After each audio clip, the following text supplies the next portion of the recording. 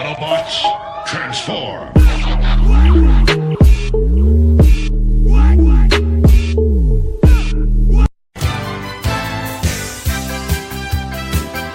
What's up, everybody? Welcome to George Reviews. I am the 80s Transformer fan, and if you've never seen one of my reviews, this is the reviews where every toy has a story. And I unbox on camera so you can share the experience with me. This is a package from Super 7, and the story to this package is I ordered Laughing Prince Adam. I pre-ordered it like when everybody else did, and they started shipping Laughing Prince Adam out.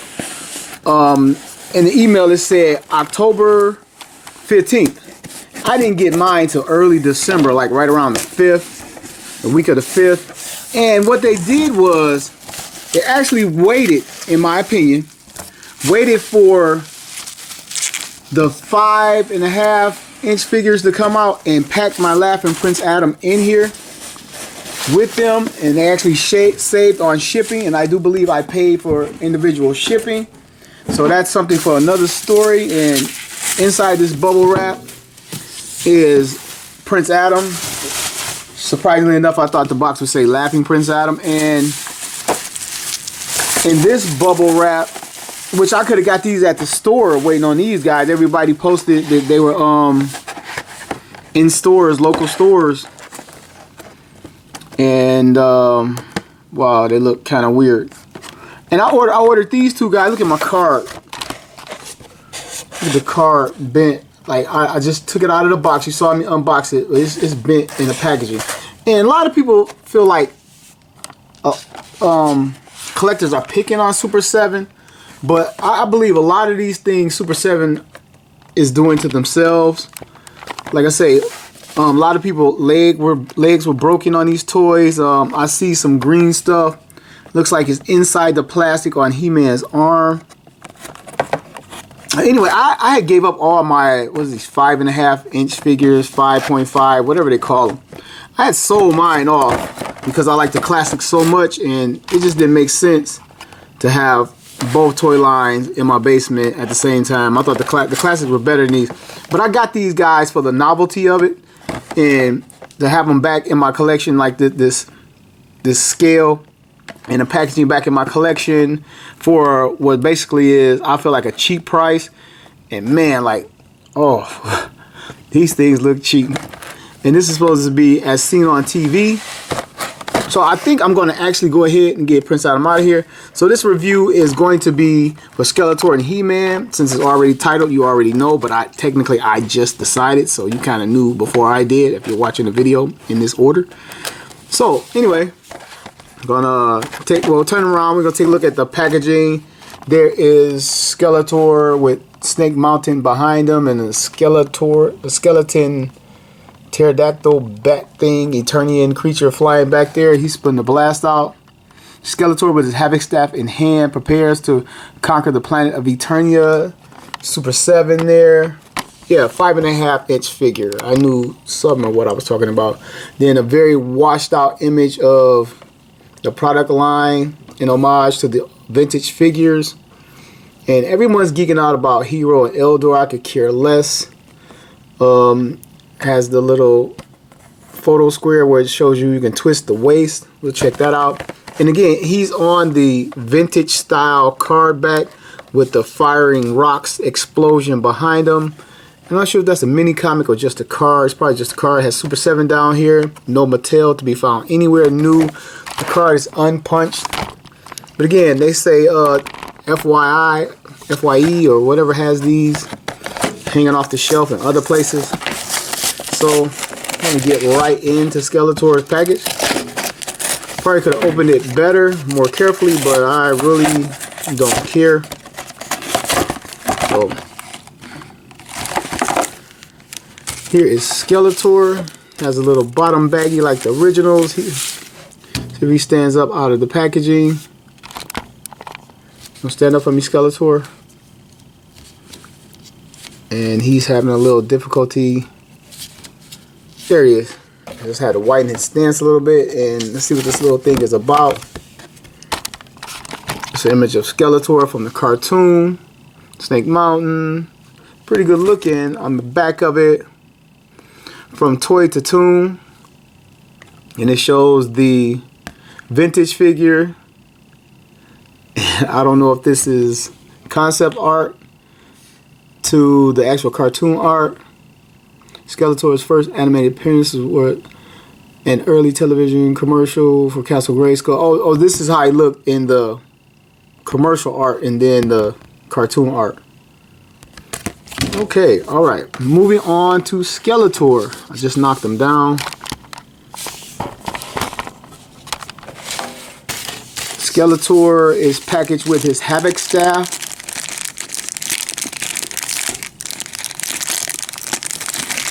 Which looks pretty good, actually.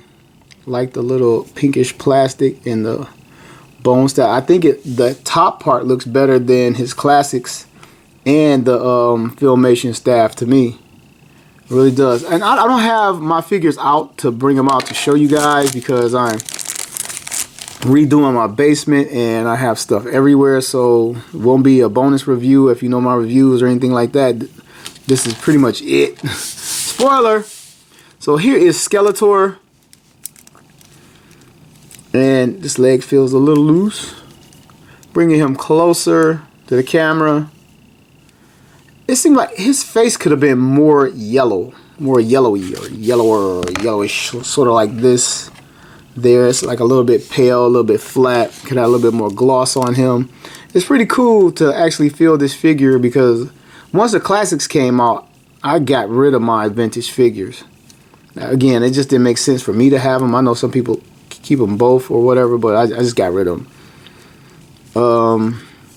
Had a million of these things as a kid. A lot of people complain about his armor not sitting down too well, but mine's sitting down well.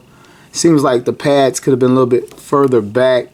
They're kind of up front, almost like a giant bow tie. They should be up here on his shoulders.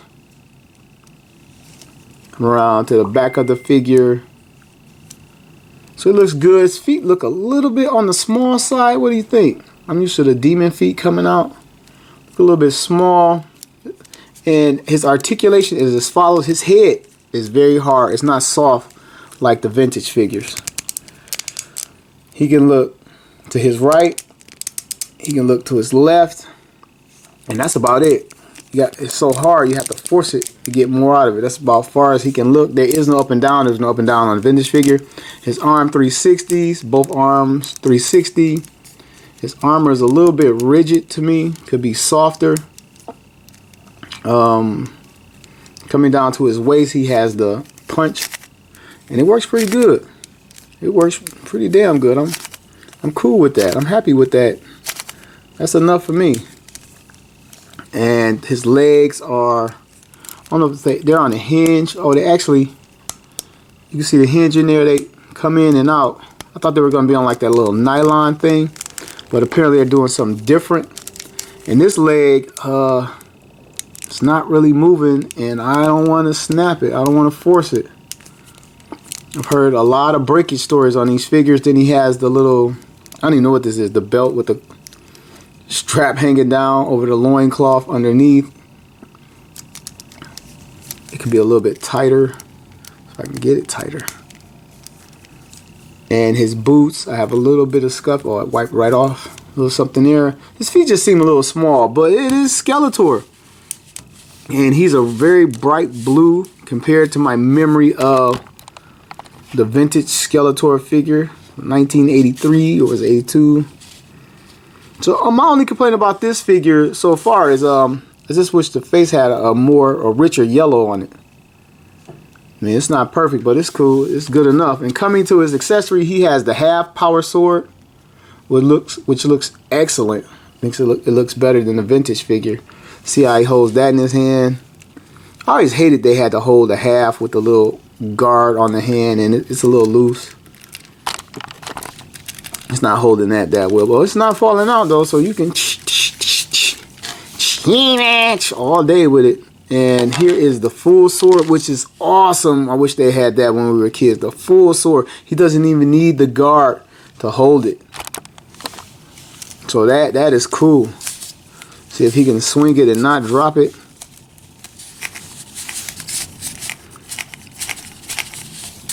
Yeah, that's cool right there. And let's see if we can get it on the open hand. See how that works. I don't see myself continuing to collect these guys. I just got it for the novelty of it. The first time they were ever made again. The first time they were made in this style. But I don't see myself getting Men-at-Arms, Tila. I only ordered these two guys that you see. I could have ordered Hordak and was it She-Ra, and I'm good. I just I got these two guys and I'm good. And here is my favorite accessory out of all of them, the Havoc Staff. I mean, it looks great. It's like if the staff was bigger, I would put this with my other Skeletors. I think it looks great. It's the best looking Havoc Staff from their line, in my opinion. It looks a little thin too. Looks like a Q-tip swab. Anyway, get that in his hand, and he holds that just fine, despite it looking thin. Oh man, I bought these just because they were new, it had never been done. But nah, I actually like this Skeletor, really do. I didn't think I was gonna like it that much, but he's pretty cool. So I'm gonna set him off to the side and move on to the most powerful man in the universe. That's a tough pill to swallow, knowing Superman is actually in this guy's universe. So I'm gonna take a little bit more care opening up his package. I should have did it with Skeletor. I kind of was lazy. So anyway, slide He-Man as seen on TV. I just busted right off. As seen on TV out of his packaging. Here he is reaching for the power of Grayskull. Artwork animation. I can't read what that says at the bottom. It says see 2018 on the back of his. And how I know that's how he appears on the commercial. He has the detailing from the original toy on the armor with the shield. We never saw him with the shield on the cartoon. She-Ra had more shields than him, and then him on his cartoon look adaptation. Put that back there. Get He-Man out of this little plastic. Then his armor looks like it's way too big on He-Man. He-Man, look over here, He-Man. Quit playing. Come around to his back. He is unsnapped. So we get that to stay in there and lock this in like the vintage figure. And to me, I've seen the reviews on these guys. I've seen the toy. It looks like it's upside down. Seems like the crest should be up higher on his chest. And I actually said once I got it, I was going to change that, which I'm going to try right now and see what happens. Because it just seems like the crest is a little low on his body, to me. Okay, well, I'm going to flip it and make it upside down on purpose and see how it... Yeah, I don't think that's... I gotta try, yeah. The way it fits, that's not going to work. But yeah, I don't know if it looks that way to you. And by the way, this is He-Man. This is the vintage buck look without the head. Oh, I remember so well. Like, only thing different is the boots. The detailing's gone from the boots. Okay. Get this armor back on He-Man. I don't know if anybody, if you have this figure and you think that the armor, the chest plate is too low, let me know. If you think it's just fine, maybe I'm just tripping on it. And again, I'm not trying to talk about the figure, but it's like, it's at his abdomen. It's like down here by itself. It should be up. I could push it up. Let me unsnap this. It should be up here like this. Like right there, I think. But when you snap the back, snaps down here, and the crest, well, you can push it up a little bit. It's just a little low. Coming to his arm, he has like some stains inside the plastic on his arm. Look like little green stains. Not a huge deal, but it's not really cool. And he looks like a hybrid from the cartoon and the vintage figure. Doesn't look totally cartoon to me. It's cool having He-Man. Again, he shares the exact same articulation. And I remember as a kid, the arms would be able to pop off. And I don't know about these, but coming to his legs, he has the hinge in there. Anymore. Check it out, his power punch. He-Man, He-Man. Ah, Skeletor, you are finished. Everybody remembers those commercials. And he has no articulation after the thighs, upper thighs. And on to his accessories. Get him out the little baggie.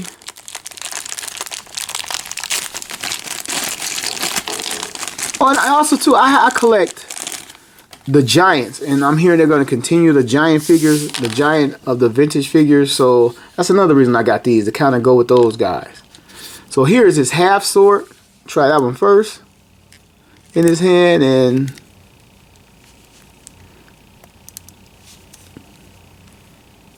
sort of I feel it like sticking in there, but it's turning. And again, I love the look of it. And he's holding it sort of kind of, it's coming loose. There it is, down, it's down.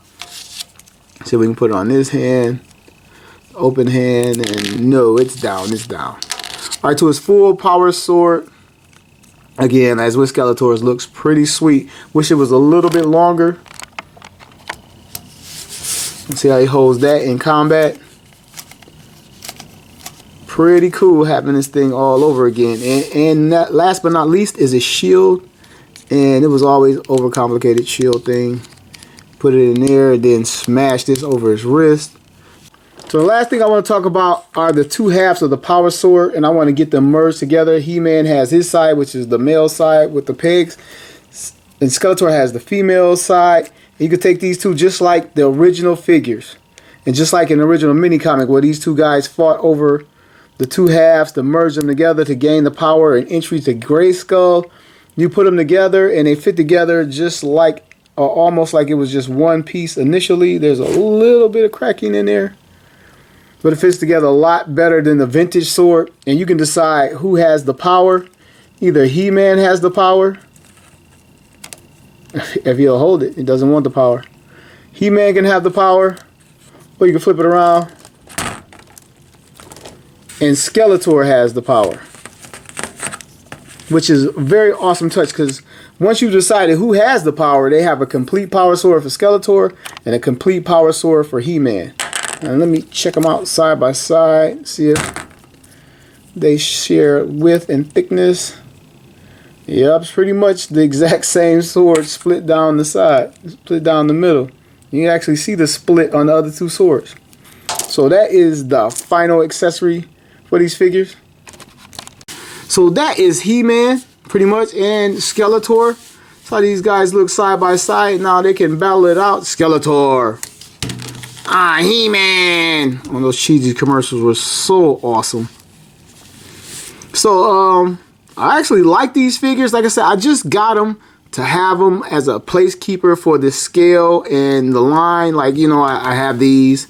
They're based on the vintage figures, you know, just to have them on my shelf. And I don't think I'm going to go crazy with these, but I actually like them a lot more than I thought I would. So this has been George, the 80s Transformer fan.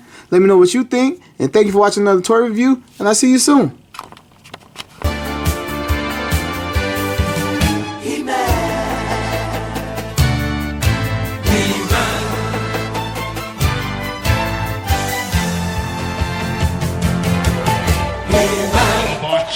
Transform!